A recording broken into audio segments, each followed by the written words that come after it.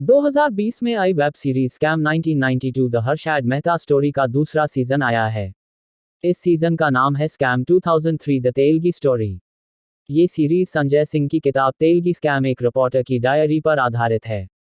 फिलहाल इस दूसरे सीजन का वॉल्यूम 1 रिलीज किया गया है। इसमें कुल 5 एपिसोड्स हैं। कुछ समय के बाद बाकी बचे हुए 5 एपिसोड रिलीज किए जाएंगे। इसलिए अभी हम उन 5 एपिसोड्स के आधार पर ही इस सीरीज के बारे में बात करेंगे। स्कैम 2003 की सबसे बड़ी मुसीबत यह है कि वो स्कैम 1992 सीरीज का सीक्वल है। हर्षद मेहता के स्कैम की कहानी को लेकर हंसल मेहता का अप्रोच एकदम फ्रेश था। वैसा कुछ शायद इंडिया में कभी नहीं बना। हमारे यहाँ बायोपिक बनाने के लिए उन लोगों को चुना जाता है जिन्होंने अपने जीवन में कुछ कमाल किया है।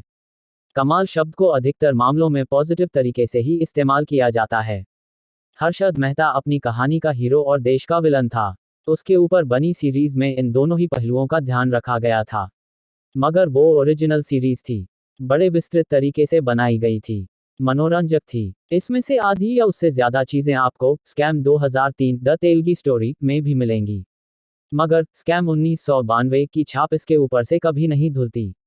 इसलिए सीरीज की मौलिकता को लेकर कई सवाल जेहन में उठते हैं। फिल्म की कहानी अब्दुल करीम तेलगी नाम के फ्रॉड के बारे में है, जिसने फर्जी सरकारी स्टैम्प पेपर छापने शुरू कर दिए थे। बताया जाता है कि उसने 30,000 करोड़ रुपए का घपला किया था।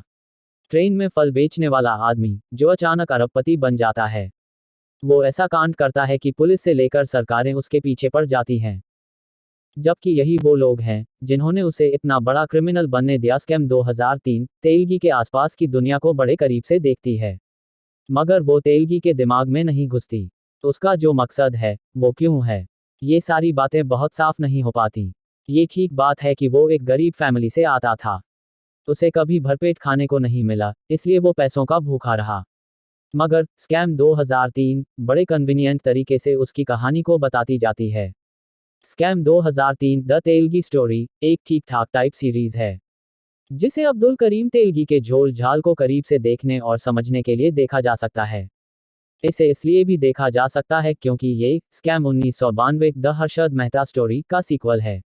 मगर स्टैंड अलोन कहानी के तौर पर ये सीरीज बहुत प्रभावित नहीं करती।